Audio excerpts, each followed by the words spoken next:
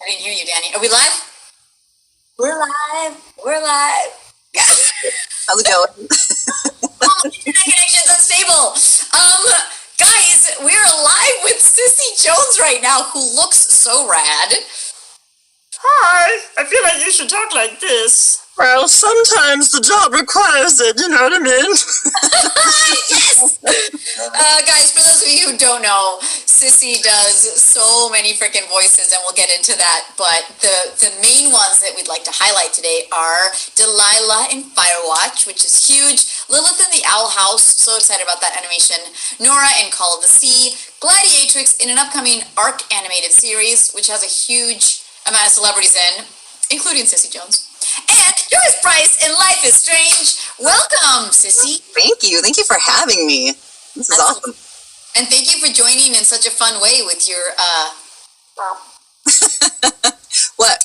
What do you mean? This is my everyday. That's your everyday look, right, totally. So you wore this today for a friend's birthday, you were mentioning. Yep, but it's a surprise, so I can't say a thing about it. Oh, right, we're not, your friend is not watching this to extreme right now, so I think we're good. Or she might be, we don't know. Yeah. Cool, well, welcome. You are, well, when I moved to LA, which was now 3 years ago, I remember, I'm relatively new to the voice community of LA. I still feel like a baby in it because I meet all you Jen Hales and Cissy Joneses of the world.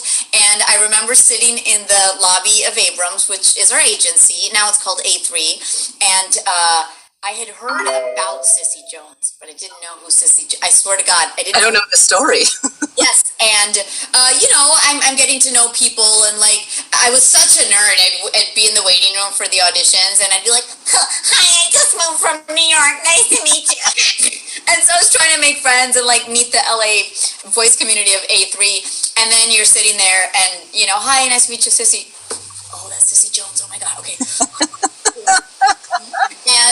And then we're talking about recording from home and microphones and stuff. And so I was like, could you recommend a microphone? And you go deep into this. I think you used the Apogee maybe, or it was a little round one that you carry around in your car because sometimes you have to do demos. Like you'd like they tell you it has to be done within an hour, and you're on the highway, so you pull over onto some like random neighborhood and record with this little microphone in your car all the time.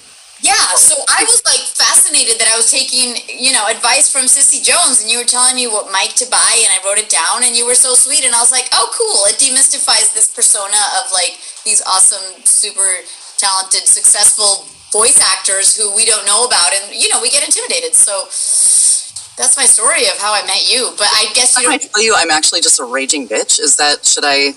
No. I had heard that, but I chose not to believe it. No, but you know how sometimes you hear stuff like, oh, they're really busy and they're always doing stuff and da-da-da. And so you kind of have this idea that they're untouchable, Well, but I think that's my favorite thing about voiceover is that it's so rare to meet people with that attitude. It happens every now and then, but I can probably count on like one hand the number of people I've met who have that attitude. But I love this business. I love it when people are getting into it. I love connecting people and helping people, and I don't know, like there's enough to go around, so why not share the love? I guess there is, right? And it has to come from an understanding that like what I offer is enough, and so the role that I'm going to bring to life in whatever project is going to be meant for me and not for somebody else, right? Totally. So how did you discover that you liked, like at 3 years old or 7 or whatever, that you liked this and it was something that you could maybe sort of try to pursue? Well, I remember when I was like 6, I was talking to my dad and I was like, I think I want to be an actress. And my dad was like, no, you don't. You want to be like an accountant. And I was like, okay. I didn't really get it. And then when I got older, I was like, man, The Simpsons looks like it's awesome. Like, I wish I just could be like, hey, I'm a Hollywood person and I'm going to be on your cartoon show. But I didn't know how to do it. And then I heard Nancy Cartwright one time talking on the radio about the Simpsons movie and voiceover. And she started talking about a school nearby where I lived. And so I started taking classes and was able to dive in head first. Because I was working in the Silicon Valley. I was like a business schmuck. I don't have an acting degree. I have a business degree. Wait. So what that always, like, one thing is Eric Bauza was drawing and talks to himself as he draws, but you were doing business. Like, what were you doing more specifically? Yeah, so I graduated with a degree in business and Spanish, and I was living in the Silicon Valley. I started working for a venture capital firm, and then I went to one of their startup companies, and I was just like, I started a company. I was the 4th person there, and it grew. I think now it's like 4,000 people. But I was just doing all the things. Like, I was wearing 18 hats, and I was working 120 hours a week, and like, I hated my fucking life. Pardon? Can I swear? Is that? Yes, go to town. I love swearing. Yeah. Yeah, it was awful. And I was at that time I was working for a particularly abusive woman, actually, who made my life hell. And she had me like stuffed in the back in this room that had those horrible like blinky lights overhead. So I was getting migraines every day, and it was bad. So I heard Nancy talking about this voiceover school on the radio, and I was like, well, that sounds like my dream job. So I just went after it. And like I've said 1,000 times, if anybody's heard an interview with me before, like if I found something in my life and it just feels like I keep running up against a brick wall, I feel like it's like somebody's grand way of telling me like, you're on the wrong path. So that's kind of when I back up and find a different route. And then when I find the right route, it just kind of comes together like a zipper, Yeah. So do you mind if I ask how old you were when you switched this? Because so many, including my older sister who's about to be 40, she's always like, oh, I want to change my career. Maybe it's too late to do that. And I'm like, it's never too late. Like, I was 30, which is, like, you grow up, you drink the Kool-Aid, you go to the school and you meet the partner and you get the marriage, and then you have the 2.5 kids and the white picket fence, and like, that's it. Thanks for playing. Here's your handbook. So there was really no precedent for that, especially not in my world. I'm from Idaho. It's a pretty, blue collar state. There's not a lot of like art. Well, there is now, but there wasn't. And so it was scary. It was like jumping without a parachute.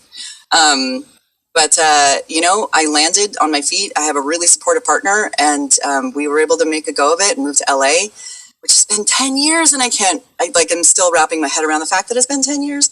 Yeah. But yeah, it was great. It was scary as hell. Absolutely. And I mean, I waited tables for a good 6 years before starting to pay my bills with any sort of acting. But then it was hodgepodging, like the horrible PSA with the crappy little commercial that was an infomercial that was mad tacky with the, it wasn't like I was acting, So like, what was it like when you first moved? And, I mean, you had a partner who was obviously, being supportive emotionally, but like, what was that like? Well, so I first started voiceover in San Francisco. So I got signed with a local agent there, and my second audition was Katya for The Walking Dead, which I ended up booking, which was unreal, like incredible opportunity, incredible property to be involved with. And I started booking pretty regularly in San Francisco, and I was like, I got this, I'm good, I'm going to move to LA and tear it. And then I moved to LA and I didn't book for a year. And I was like, what have I done? Just terror. Yeah. And I was so needy and so desperate because, as actors, we get in that like valley of like, I'm not good enough and nobody loves me. And my agent, Dean Pinero, who was at A3 and is now has his own agency, called me one day and he was like, dude, you're so desperate to book. I smell it in your slate. If I smell it, they smell it, and no one hires desperation. Knock it off. That's incredible. Sweet. That's incredible. He is good at that stuff. Like, yeah. And I was like, Roger that. So I broke out of that. I started going to like more coaching and like finding my own self, like yoga and meditation and stuff. Wait, what does a desperate Cissy Jones slate sound like? Cissy Jones. I mean, it was just this like horrible, dramatic, like, and then I booked the voice of Ralph's, and I had Ralph's for 8 years, the grocery store. So I was gonna say, Wreck-It Ralph's. Okay, guys. So we have people from all over the world. I want you to know, Cissy. So a lot of them have no idea what Ralph's is. It's a grocery store that's mostly in California. Yeah, it's like there's some in different parts of the country. It's like Ralph's is here, Fry's is in Arizona, which I did Fry's for a few years too, and Fred Meyer and Kroger, and it's all that whole Kroger brand. So Jeff B is in the house. I know you know him. Jeff B. What does Ralph's spot sound like in Cissy's voice? Ralph's is like, stop by Ralph's this week for grapes, only $2.99 a pound. I've auditioned for those and I'm never going to book them because I can't, but I always go, you got to make it sound friendly, but not too announcery, but not too whatever. Like, that's amazing. Yeah, it's not my favorite thing, but it paid a whole lot of bills. Absolutely. That's the thing for sure. Okay. So we get to Ralph's, you're doing Ralph's. And then when was the next awesome, Ralph's is good for the bank account. What was what filled your soul? Well, then I had a couple of really good commercial runs. I did Sears for 2 years. I had a Jeep campaign for a little bit. Those were real nice. And then I started booking more in games. So I booked a bunch of additional characters, like Gen Pop voices for video games and stuff like that. And just started making my way into the community. And, one of the things that so often goes overlooked in what we do is that, yes, talent is important. And yes, knowing how to read a script is important, but it's also really important that casting people know who you are, and they know that you're consistent, and they know that you're reliable, and they know that you're not a jackass. And it helps, right? So it's a huge part of it, just being here and jackass, and it helps, right? So it's a huge part of it, just being here and turning in quality stuff, showing up early for sessions, leaving when you're done, don't overstay your welcome, all that stuff. And it just kind of starts to build up, right? So I was doing a bunch of that, a lot of commercials, and then Firewatch happened 5 years ago this year. Actually, 5 years ago next month. Yeah. So that was a huge thing. Because it was an indie. I mean, it was made by 8 people, and and it came out with like massive expectations. And I remember the night before it came out, I was like, thought I was going to barf. Really? Yes, because I'd never been a lead. Like I had been hired as a lead. I had recorded 30 hours as a lead, and then I got fired because I didn't have enough Twitter followers. So I was like, oh God, like, you know, it was really scary. Oh God. But then it came out, and it really struck a chord with a lot of people, and you know, some people loved it, some people hated it, but but it was a really pivotal moment for me. Yeah. And it opened up a lot of doors for me. When you say it opened up doors, it's because other casting directors went, "Oh, she's on that," or okay. Yeah. Sometimes I wonder how aware they are of those things. I remember in New York, like trying to let my film and TV agents know that Overwatch is a big deal, and they're like, "Over a hill," and I'm like, how do we connect these? And I know film and TV is different to voice, but then I wonder, like, do animation people know the video games are a big deal? And like, do you know what I mean? Like, is there crossover in that? I've always wondered because I don't always feel it or see it. I think there's starting to be, you know, especially with lockdown, there's a lot of on-camera celebrities who are now really interested in doing voiceover, right? And so we're starting to see more celebrities come into games and animation, which is good and bad, you know? I get wanting to have a name brand to help market things, but I think also expecting that they will market it for you is not always true. And then you realize that, yeah, they might be great on camera, but there's something to voice acting that's like a specificity that doesn't always come from on camera, you know? Yeah, for sure. So, yeah, you know, it's fun. And like I said earlier, like there's enough to go around. You know, there's so many different styles of games, from the Overwatches to the Last of Us's to the Firewatches to some other kind of watch. I don't know. But Underwatch, Overcooked. I don't know. But yeah, I mean, there's enough for everybody, right? So, guys, I was going through Cissy's IMDb. If you don't know what that is, it's the Internet Movie Database. Please go to imdb.com now and look up Cissy Jones. You have, it says 76 video game credits. Holy shit. There's a lot that aren't listed. But, yeah. That's why it says it's that. That's why I said it says. I know there are more that like are just voices you've done that they haven't put. Like, I cannot wrap my head around that. I'm like, I got 8, yay! You know, wow. That's like, are you recording every day? That's insane. Sometimes not. You know, there are weeks that I have no sessions, 2 sessions, and there are weeks that I have 10 sessions.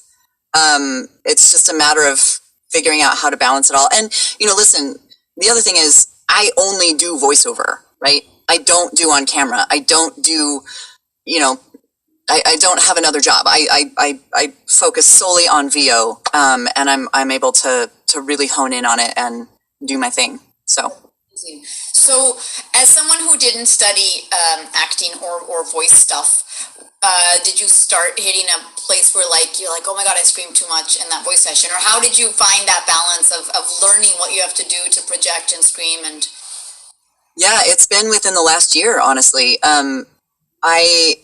I remember I went in for a session maybe 5 years ago, and they didn't want to localize, meaning they didn't want to translate into different languages. So they hired a bunch of people to just do the player characters in like grunts and snorts and barfs and screams and like weird sounds, like creature type voices. And it wasn't anything I auditioned for, because I don't typically audition for that stuff. It's not my forte. And it was a 9 o'clock session. I went in, I was massively pregnant. And by the time I left, I was supposed to go to a Ralph session. My throat was bleeding. And I had to cancel my Ralph session, which was my bread and butter. And so I called Dean and I was like, I can't do those sessions anymore. Like if I see a zillion exclamation points, I just don't audition it, because I don't want to. So what I did was I reached out to Dr. Reena Gupta, who is the leading vocal laryngologist in Beverly Hills. She does all of the like specialized throat stuff. And she and I started working, well, she had already been working with Mindy Pack, who is a vocal coach, who just announced today that she is Miley Cyrus's vocal coach. and has been working with her for the Super Bowl and the Tiny Desk concert that just released today, which is unfucking real. So the three of us started putting on vocal health webinars. And it's been really, really fascinating. Honestly, Mindy developed this voice straw that is unreal with helping in vocally stressful things and all that. So yeah, and we just announced first weekend in March, we're putting on another convention that focuses on not only vocal health, but also mental health for voice actors or for actors, because there's such a huge part of, you know, imposter syndrome and the valley I was talking about. Am I good enough? And, you know, that comes along with being an actor that we just don't talk about. Yeah. So we're going to have a psychologist there. We're going to have somebody come talk about like body movements for voice actors. We're going to have Dean, our agent, is going to talk about like how to manage your agent relationship, along with another talent. Zara Fuzzle is going to be there to talk about how she manages her agent relationship. So it's this whole really, really cool thing that I'm super, super excited about. If you want any more information, it's on my Instagram. Yeah. And until February 15th, we have an early bird. So you can get $100 off the ticket. This is awesome because we had Zara Fuzzle on 2 weeks ago here on my Twitch, and Anjali Bhimani, who's the voice of Symmetra and Rampart, good friend of mine, had recommended Renee Gupta. Rena, yeah. And I went to her a couple times. She's always so busy that I'd have to go to like her second best because, but I was having some problems 2 years ago, and so. You know, I've been following her. I've been following what she's doing, and it's really cool to kind of see it's all one big family that's tiny but huge. And it really is important to focus on mental health and vocal health. And there are a lot of people here who who are pursuing or want to pursue voice acting. So, guys, check out Cissy's Instagram. We always encourage a follow. Maisie Grove is gonna put it in the chat because she's awesome. That's Danny. And she shares all that good stuff. So I really love cross-pollinating, and I hope that, like, you know, the more we can share information, the better. No, it's really cool. I actually went down to Dr. Gupta's in December, and we put a scope in my throat while I did efforts. Whoa. To see what it looks like what happens to your voice box when you're doing these crazy efforts. It's really cool. Yeah, see, I had to do that too, because I get strep throat quite a lot. And there was a year where I got it maybe 7 times. Wow. Yeah, no, I've had issues with my throat like my whole life, and she was, you know, we talked about maybe getting my tonsils out or whatever, and but I've also tried to understand holistically what is it that I'm not speaking my truth. Why do I keep getting sick? Like, what's the deal there? Because it can't just be like. You know, now I'm not traveling a lot. It used to be I would travel for cons twice a month. Now I'm like home. I haven't gotten sick this year, but it's one of those things where you go, I got to figure out some stuff here too. Before we move on, a really cute joke that swept past us. AJ Popete said, "Sissy 76, like Soldier 76." Soldier 76 is a character in Overwatch, and he's voiced by our lovely Fred Tatashore. Fred. Yeah, and so I think you are Sissy 76 in Fallout 76, so it's all working out. So what is one of your favorite video game characters that you felt is really rad to do? Because, I mean, we do I need help over here, grenade incoming, go, go, go. Like, those are generic and not as fun. Like, is there a character that sticks out that's particularly special? I mean... Listen, like Delilah is just like a super amped up version of me. Like she's just like a crossword doing, tequila drinking smartass. And I love her. I also really enjoyed, there's a game that came out in December called Call of the Sea. And I really enjoyed doing that one. It's totally different than anything I've done video game wise. But it was really fun. I had to sing for it, which I've never sung for public consumption unless I was drunk at karaoke. Public consumption, that's a good one. I only sing in my shower.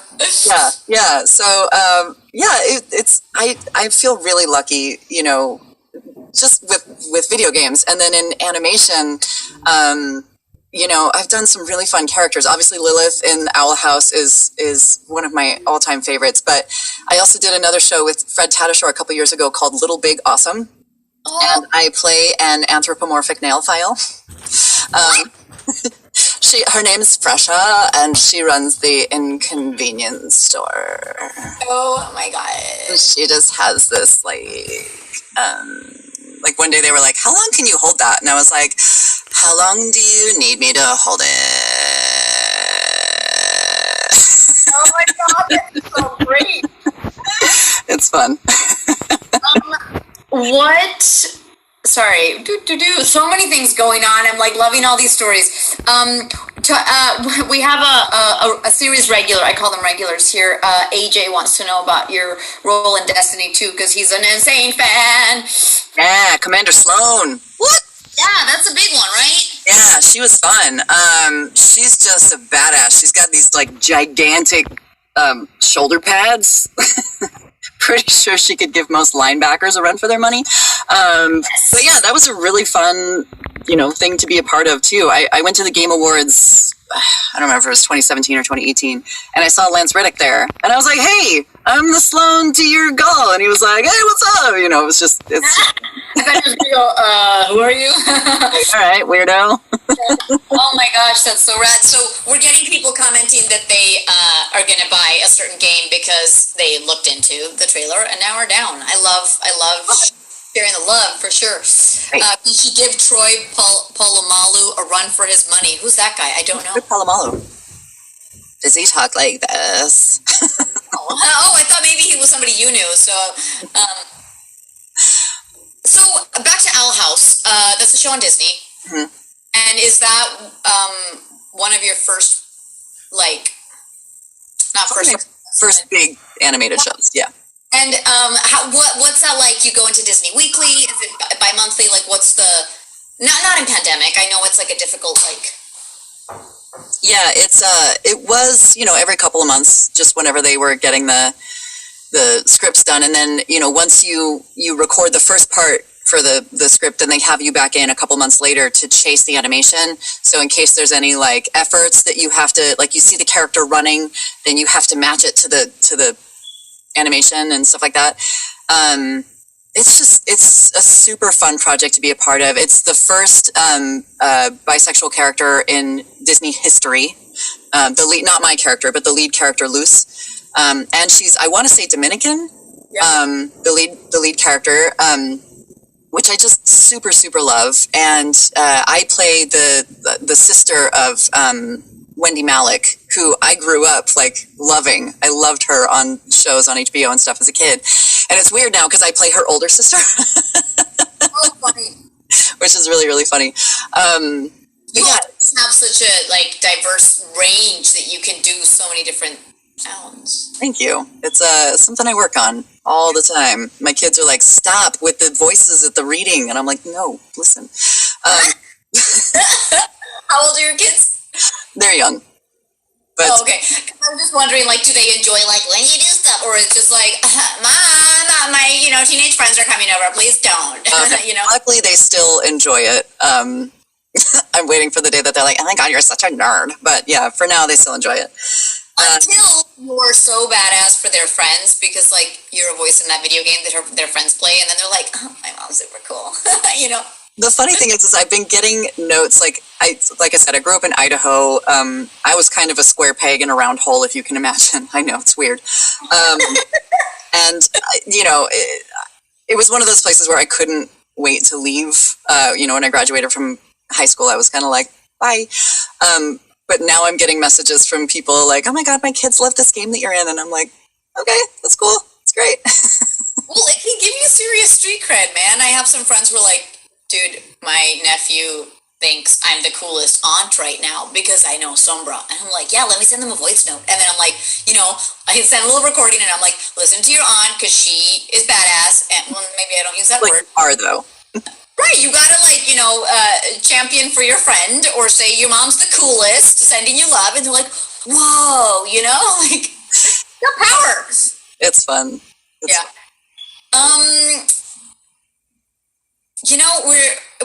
As you're telling me stuff, I'm like, okay, I know where we're gonna go next with this. There's just so much fun stuff to explore. Do you watch a lot of animation to know what's out there, or you're kind of just creating characters in your head, or get inspired with auditions? Both. I have started watching more animation lately because there's so much good stuff out. Like, I don't know if you've watched the new She-Ra or Kipo or like any of these shows that are out. They're really good. Let alone like Avatar: The Last Airbender, and you know, I love animation. Number one, because it's fun, but it's also not too heavy. You know, as you can imagine, I have an overactive imagination, so I can't watch like Law and Order, more dead women, you know, because it gets stuck in my head at night, and I can't sleep, and so I love animation for that because it's fun and it can have like serious notes, but not be like, oh my God, we're all gonna get murdered in our sleep, you know. Oh. Did you watch Soul? Yes, I did. Did you enjoy it? I enjoyed parts of it. Yeah. I thought there were things they could have done better, but yeah. Yeah. I guess you also are coming at it with this like very specific ear, not eye, and you go, okay, I know the voice community. This could have changed, or this could have been done that way. So the interesting thing is, I think I'm allowed to say this. I did celebrity stand-in for F is for Family, which is an animated show on Netflix. Bill Burr, he's the comedian. He plays the lead character, and his wife is played by Laura Dern. But Laura Dern never came to any of the table reads or anything like that because she's busy, and I guess, so they had me come and read as her character, and then I would go to the recording sessions and record as her character, and then they basically say, do that. So I think that's what they also do for a lot of big movies. I know people that worked on the Charlotte's Web movie ages ago, and they, you know, recorded Julia Roberts' character and everything else, and then they just give it to Julia Roberts and they say, ape that. So it's a whole different part of this business, but it's fun. That's also, that would feel tricky. I mean, I guess if I'm a celeb and I'm busy doing a movie, you know, in Italy or whatever, sure, I'm busy. I'm not just being a dick that doesn't want to show up to a reading. But I think also it's kind of tricky to try and record. It's almost like ADR, right? You know, you're not getting to put your own thing into it because somebody already did it. So that as a celeb, I'd be like, no, I think I'd like to be more involved in the process. But well, I think they have some improbability just because they're X name character, but in terms of the tone that they want, they have someone like me lay it down and then give it to them. I also do a ton of sound alikes for. I can ask. Do you do and voice matching and? Yeah, which also we're going to talk about in the conference or convention in early March, because it's like a huge part of the industry that we don't talk about very often, but. Yeah. If you can match, not mimic, because mimicry is a heightened version of, but if you can actually voice match a character, when they're cutting together movie trailers, they have to make a story in 30 seconds, and oftentimes the lines don't exist within the movie. So rather than having Charlize Theron come and charge $8 gazillion for a 30-second session, they'll call me and do it, and I just, boom, lay down the line. You will never know it's not her. And I get a check in the mail. Yeah, I have a friend who has told me, like, buy ADR to pretty much follow Brad Pitt in that movie, but no one will ever know. And you go, what? Yep. Like, that's crazy to think that you're acting, you're giving them this, like, it's not Brad Pitt anymore. It's somebody who, gave him that the break in that moment because he's crying or whatever's going to happen, Yeah. I did, yeah, I hear static. I hear, is it me? What's happening? It's so weird. Yeah. I was like, raining? I'm like, is it raining outside here? It might be. I did all of Charlize Theron for Atomic Blonde, not in the movie, but all of the movie trailers and The Huntsman and all that stuff. So it's fun. It's really fun. Yeah, hold on. So, yeah, I can too. Guys, can you hear me? Just let me know in the chat. Static, Carol, that sounds awful. You're starting to get clippy. Whoa. Okay. Yeah, maybe try reconnecting your mic. Well, hello. Wow. That is. Yeah, now it's gone. Okay, cool. Are we good? I think we're good. Woof! Just upset the ghost of Charlize. So what are some of the voice matches you've done that you can mention? Because I'm just fascinated by that, besides Charlize, I guess. Yeah, so Charlize was a big one. I did Emma Thompson. You know, she's British and she's a bit older. She's very like kind of like a chicken when she talks. And then because she's always like she's like got that like Hugh. What's the guy? Hugh Grant. Hugh Grant. She has that like So I did a lot of her. I also did Rebel Wilson. For one of the movies that she did with Sacha Baron Cohen. I did Penelope Cruz because I know a Spanish accent because I lived in Spain for a hot minute. And again, it's not like mimicry. It's giving a replacement line that they can use as her. Yeah. But yeah, it's a thing I do quite a bit of. I just did a bunch of Jessica Chastain for a movie called The 355, I think. That one looks badass. Yeah, it's pretty fun. Whoa, that's so tricky, man. I auditioned to ADR or to voice match Vanellope Pit Stop or whatever her name is in. Yeah, Sarah Silverman. Yeah, and I don't. It's funny because I've never thought, I can do a Sarah Silverman. But then when you're listening to the lines they want you to do, and you're like, I think I can find it, or however, I can't remember right now. But I didn't book it, but I felt pretty close. I was like, okay. Good. The trick is, it's all in the music. Like, I will literally turn the page over, like shut my eyes or whatever, and listen to the reference that they send me, and then match the musicality of it and repeat the words. Yeah. Yeah. But okay, that's one thing that I could do perfectly. But then when they want new voice lines, since you haven't discovered, I hadn't discovered the musicality of the lines that I'm not hearing because she didn't record them. That's probably why they want to book us to record new lines. I was lacking something there, like I couldn't find it. So it is a science. It's a trip, man. It's fun though. Yeah. I remember going in for a Melissa McCarthy sound-alike, which I just didn't have. She's got like a weird like whine in the top of her voice that I don't have. Same with like Emma Stone and Scarlett Johansson. But they were replacing the fucks in whatever movie that was going to cable or whatever. So she'd be like, "What the frig are you talking about?" Oh, that's so funny. Yeah, I guess they have to do that for like airplanes and stuff, right? Yes, that's probably what it was. Do you get to do like for Owl House? Do you get to do recordings as a group? Because I think those are the most fun. No. Makes me so sad. I know. I've only gotten to do ensemble records a couple of times. I did for Firewatch. Firewatch was all recorded together. So I was in this room and Rich Sommer was in his home studio, and then Sean Skyped us together. The director Skyped us together and we recorded it live as a conversation. And then I did a game called Batman Arkham Knight. I played Nora Freeze against... That was recent. No, it was like 7 years ago. It was a while ago. Okay. But Maurice LaMarche is Dr. Freeze and also the voice of my childhood. And so I walked in and I was like,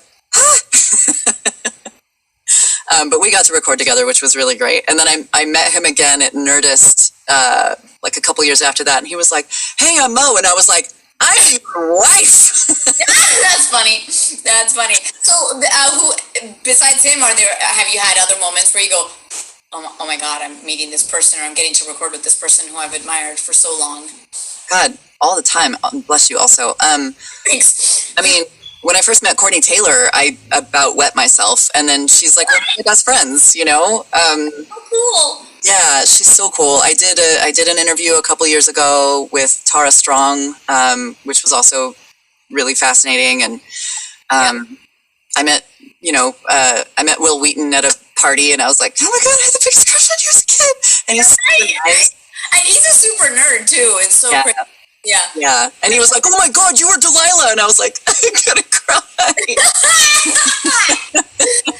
It's funny because I haven't gotten to meet them in recording sessions. That's way cooler. I meet them at cons in the green room, and then you're like, I grew up in South America, dude, and I watched you on my screen. How weird is that, Yeah.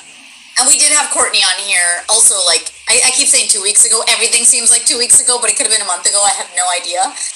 So it's been cool to kind of, like, understand everyone's trajectory and how they've, come to be. There was a question that slid by us about recording studios, which is interesting because I'm about to build one too, and I was bugging you for that. Apparently they have a lot of, like, different sounds coming through, the plumbing, the electricity, the this, the that.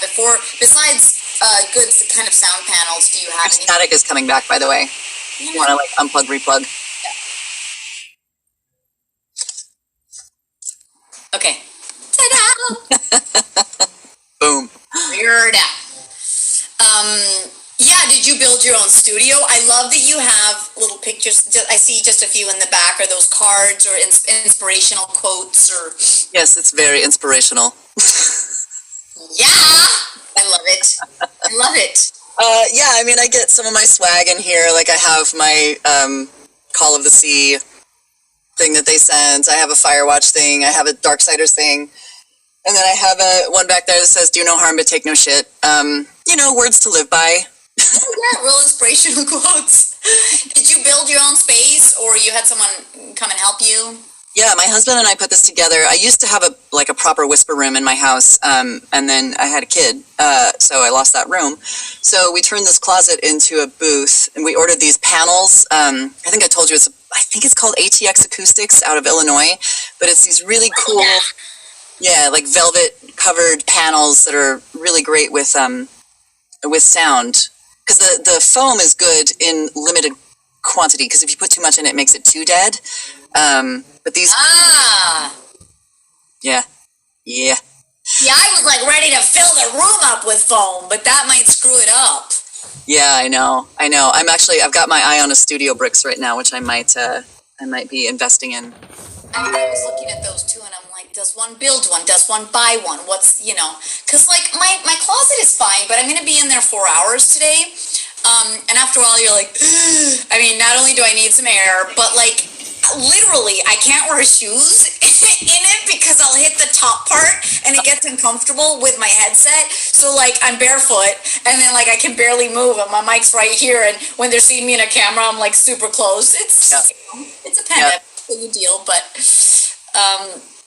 yeah, so well, thank you for that. And you do have a cool little pop filter, which I don't have. Yeah, I mean, Amazon, they're great. Yes. I would love to hear some of your fun voices if you have them.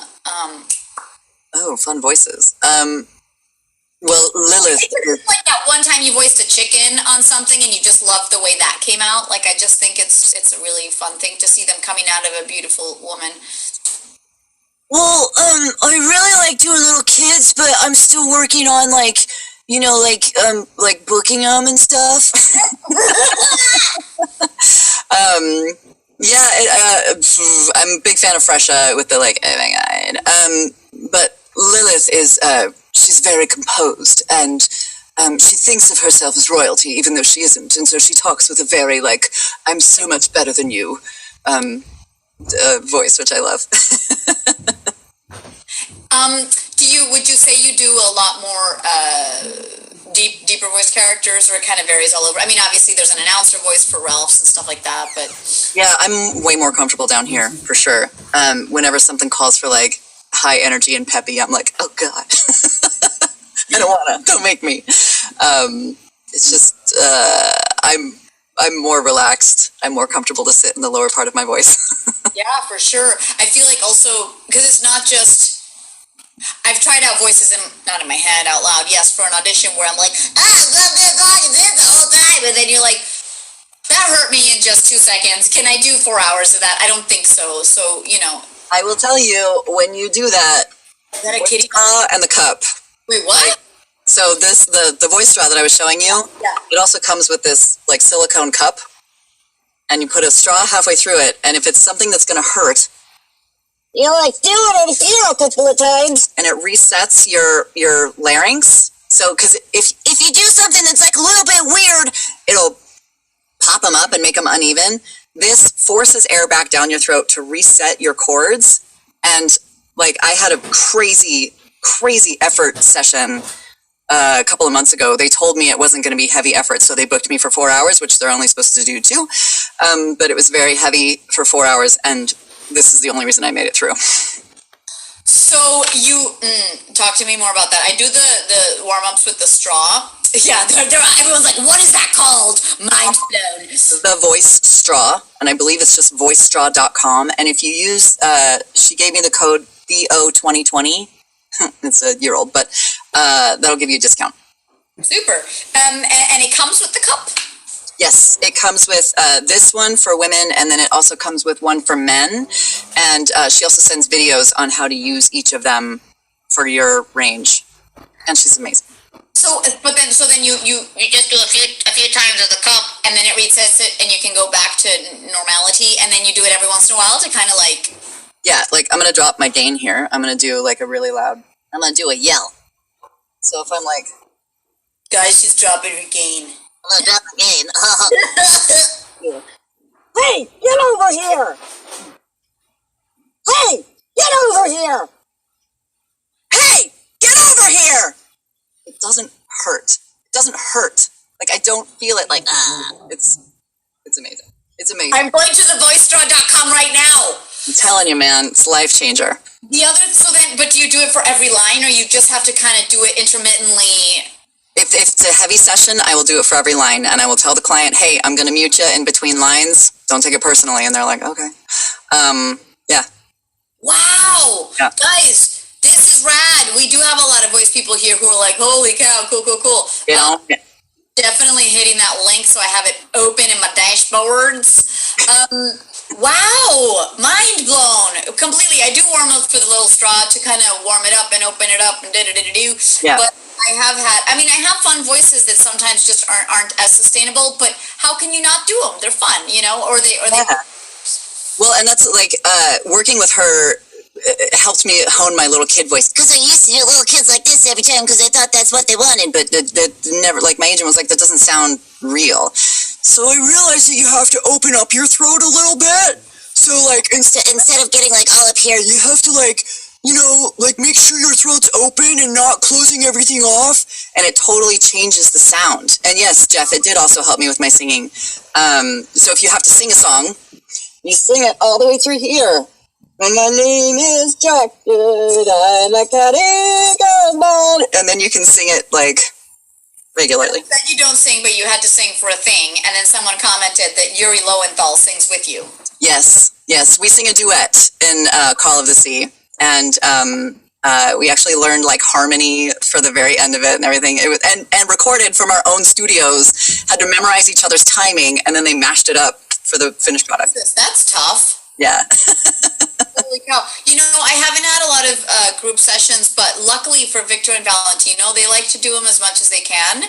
Awesome. And so I've gotten to watch Dee Bradley and Fred Tatashore in action. And Christina Milizia, I don't know if you've ever worked with her, but she's not real. She can pull out some crazy voices, and I just watched this tiny little person doing her thing, and then, like, in between takes, she's going, I'm like, what are you doing? She's like, I'm just keeping my vocal cords warm, and she's humming to herself, and I'm fascinated. And then even Diego, who's the creator of the show, he voices Victor, and it's awesome to be able to feel the group vibe because everything's so funny, Yeah, that's how F is for Family was. Like, we did table reads for every session, and so you'd get like 50 people on the call because the studio heads are there and the marketing people are there, and then like all the cast members are there, and sometimes they'd have me doing like 15 different characters, and it's so fun just to like play and get to be an idiot for an hour. Right, and then if they've cast somebody like when I was in there, if they just cast Fred and he didn't know what he was going to do, so they're like, all right, so this is the farmer character, and Fred's like, well, I'm thinking something like this, and they're like, actually, he's more evil. And so you kind of watch them audition for a role they already have, and it's awesome because it's watching somebody in action. Yes. And that goes back to what I was talking about with making sure people know who you are, what you do. Are you consistent? Are you quality? Like talent is a big part of it, and training and knowing what to do with your instrument. But the networking is a huge part of what we do. Yeah, for sure. It's funny. I also booked a little thing for Nickelodeon once, and I think the day before I had done a voice screaming session.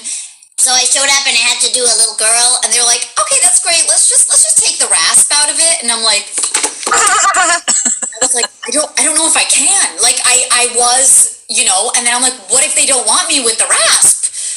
So these are crazy things and then we get in our head about it, and who knows if we're doing the right performance, you know? Yeah, for sure. Or, for Call of the Sea, they wanted a mid-Atlantic accent, and I sweat making sure not to have it be British, because it's set in 1930, but they didn't want it to be like a Catherine Hepburn, because she's not that character. Like, they wanted her to be, the character herself is like a little more subdued and doesn't like being in the spotlight, so she's a little more quiet when she talks.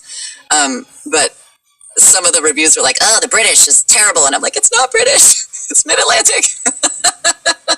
Goodness. And so then you readjusted, and was it to them mid-Atlantic? I thought it was. My director thought it was. Yeah. Just some of the people are like, oh, the British accent's terrible. And I'm like, well, she's not British, dick. You know what's funny is, too, like how people get in their heads about accents or don't really know what's happening. It's like, I'll say I'm playing a character that, mentions a few Hispanic friends. And so, I was walking through the park with Mariana and Jose, and it was really crazy. Okay, that was great. Let's just do it without an accent. And you're like, okay. I was walking through the park with Mariana and Jose. I literally just said the names of these people in Spanish. The rest I'm speaking in my normal accent that they consider whatever it is. But how they get affected by like an accent, or like by things pronounced in a specific way. And sometimes you can just like make one word sound a little more something, and then they think that the whole sentence has been, changed. Yeah. I don't know. Yeah. I'm fascinated by those things. No, it's really funny. Do you know Erin Fitzgerald? Yeah. Oh my God. Yes, I should have her on. She's unreal. Like I've heard of directors in sessions with her, and they're like, we think we want like a Russian accent. She'll be like, okay, I'm going to start as thick as I possibly can, and I want you to turn the dial, and when I get to the spot where you want the accent to be, just stop turning. So she'll start like real heavy, and then eventually get a little bit lighter and a little bit lighter, and then they stop, and she like locks it in. She is unreal. She is unreal. Yeah. Wow, that's incredible. Thank you for reminding me. I'm figuring out like next guests to have, and I had, I met her 4 years ago maybe. She's a huge Sombra player. No, sorry, Overwatch player. She actually really loves gaming. Yeah, she goes to all the tournaments and stuff. Yeah, what's so cute? She wanted me on her podcast 4 years ago or whatever, and I didn't know she was on the West Coast. It seemed like I thought she was in London or something. I didn't know who she was or anything. So when she suggested a time, I was like, actually, can you do 8 a.m. New York time? And she's like, yeah, absolutely. The poor girl was up at 5 in the morning. Oh my God. No, it's 5 over here. I'm like, wait a minute, you're on the West Coast? She's like, yeah. I'm like, I thought you were in London. And I felt terrible because she was trying to adjust to my schedule, but I thought I was helping her. It was so crazy. So, she was just a sweetheart with that. It's wonderful. But again, like it's rare that you don't find awesome people in this business, which I love. Yeah. The discount for the Voice Straw booty farts is VO 2020. Yeah, look at that. People are on it. Booty fart 22 is a wonderful human being and also pursuing voice acting. Nice. With other endeavors in his life. So thank you. Cissy reminds me of Christina Applegate. Well, she's way more beautiful. I don't know. I'm trying to think of. Have you ever voice matched her? I have not, but I love her. I don't know if you've seen Dead to Me, but whew, it's real good.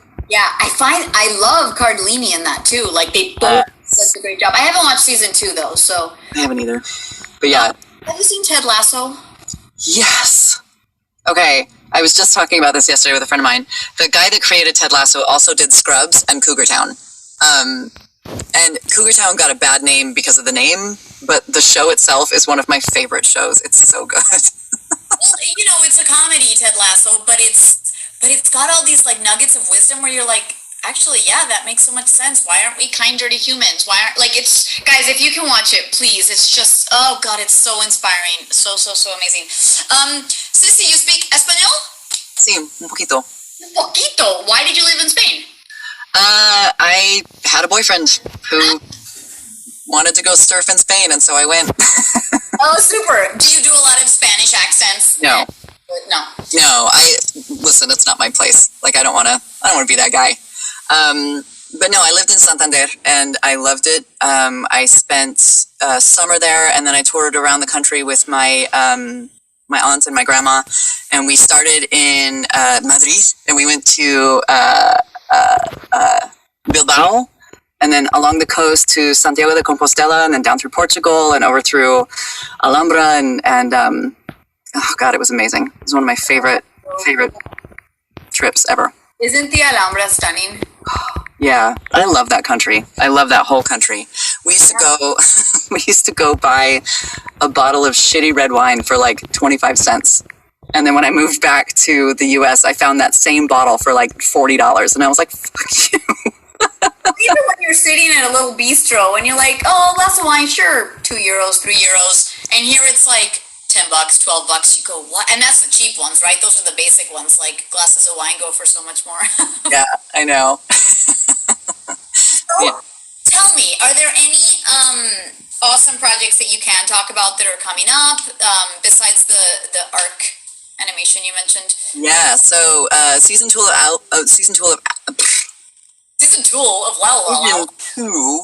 Owl House. I talk for money, I swear.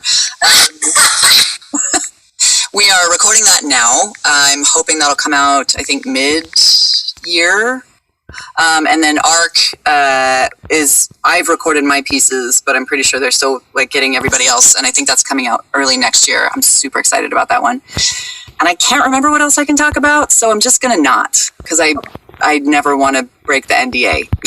Okay, absolutely. So we have a follower here, Maisie Grove. She's a little bit annoying. She asks a lot of silly questions, but she wants to know. I'm kidding. Everyone knows I'm kidding.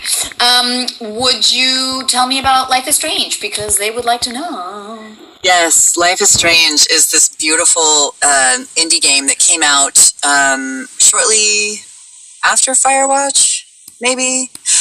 Anyway, it's a really, really cool story about a teenage girl who has the ability to go back in time and change events. And she is played by a girl named Hannah Tell, and one of her best friends in the game is a girl named Chloe, who is played by Ashley Birch, who is the best fucking human on God's green earth. Want to suggest her to come on here? I absolutely would. Asked for her every day because she's in Valorant, a game that I'm also in, and it's the most impossible thing to do. So guys, that is Viper. We will work on getting her. She's very busy, so. She is. She's incredible. But she's, I don't want to give too much away, but it's a really beautifully done story about relationships and what they mean. I play Ashley's mom, which is amazing because she's like, whatever. 5 years. The first time I met her, I was like, hey, I'm your mom. She was like, okay, whack job. But it's really sweet. And it's not like pew, pew, pew, so you don't have to have like a lot of skills to play it. I have not, because I don't have the time, but it's great. Yeah, she is also Aloy in Horizon Zero Dawn. She's also on a show on Apple called Mythic Quest. Which is super fun. So funny. And she's a writer on it. Do you know she's an Emmy Award-winning writer? She writes on it? She writes for Mythic Quest, and she also wrote, I think, Adventure Time? Oh, cool. Oh my god. I knew she acted in it. I thought she was so adorable in it. And then I was like, oh my god, she's in Valorant. And my mind was blown. But I didn't know she wrote. That's super cool. Yeah. She started out on YouTube on a show called Hey Ash, What You Playin'? But we're actually doing a Life is Strange reunion Among Us stream on Saturday. Guys, write this down. Or follow Cissy to know when she's announcing stuff. I posted it on Twitter, and I think on Instagram as well. But yeah. Insta more than Twitter, or both equally? Was it who and the what now? Do you use Insta and Twitter equally, or do you use one more than the other? Yes. I don't know. No, to tell them, go to that. Because, some people are more Twitter, some people are more Insta. I try to post events on both, because they're just different mediums. But yeah. I'm sorry. Yeah, no, they're both there. You also coach. I do. I don't do a ton of it because I don't have a ton of time. Yeah, but I do a little bit. Yeah, it's been fun. Just kind of helping people find their thing. You know, I think there's a want when everybody gets into this to like, I want to do animation, I want to do it. Well, so does everybody else. So like, let's figure out how else you can actually make a career out of this. You know, whether that's a commercial read, because no agent is going to sign you if you don't have a good commercial read, or video games, and understanding where you fit within video games is a huge part of it. Yeah. So yeah, I do some of that. Yeah, you know, it's so funny when I booked Sombra, I felt bad because my Mexican friend who is with Abrams who was with Abrams in New York had also auditioned, and I was like, and I'm not Mexican, and I'm like, oh my god, you know. But then I realized like she books all these awesome commercials because she can be the voice like this, and she's up here, and she's like, and like I was trying to imagine her as Sombra, and it probably wouldn't work. You know, we do have different vocal ranges, tones, badassery versus sweet kind. I'm going to sell you a product. So yeah, I mean, it's like Courtney Taylor and I, right? Like we sit in a very similar range. I've been recast with her on a project, right? And it's okay because we're completely different. You know, she brings that like sledgehammer badass, like I might slit your throat while you're sleeping. I don't know, like that kind of attitude to it. And I'm like, I'm a nice mom, you know. So yeah, I totally get it. And same like we have a mutual friend, you and I, Kritzia Bajos, who you know, she's from Cuba, but she also is a promo voice on country music television. I did not know that. Yeah, she's a boss. We had Kritzia on here, and everyone's freaking out over her Simlish and her Sims 4 stuff. You know, I was like, what? I am fascinated and in awe of all the voice people that we surround ourselves with. It's a really great community. So on that note, thank you for coming on. This was wonderful. I want to shout out two things because that's what happens on the Twitch before we say a proper goodbye. All right, Timberwolf rated us with a party of one. You sweetheart, thank you so much. It was an anonymous gifter, 1 month cheer, 1 sub to Jeff B. Jeff B, you got one. Errol Chan actually rated us with a party of 105 people, which was rad a while ago. And then AJ Popete gave out 5 tier 1 community gift subs. Thank you so much, Duder. Who's Viper? Don't even get started on Valorant, guys. And Killjoy is actually feeling a little bit shy and is not ready to come on the stream. She's another voice actress from Valorant, which they all want, but you know, some people don't want to do the Twitch thing, and that's super understandable. Cissy, thank you for joining us. You're so freaking talented. It's a joy to get to chat and hang and get to know you better. Likewise. And I hope all these awesome followers give you a follow to be up with everything you're doing, especially this Saturday, because that's going to be really fun. This should be fun. And truly, if anybody has any questions about the event in March, let me know. I'm really proud of what we put together. It's what I've always wanted to see in an event and never seen. So let me know if you have any questions, and I hope to see some of you there. Woohoo! Guys, keep booming and booping. Boop.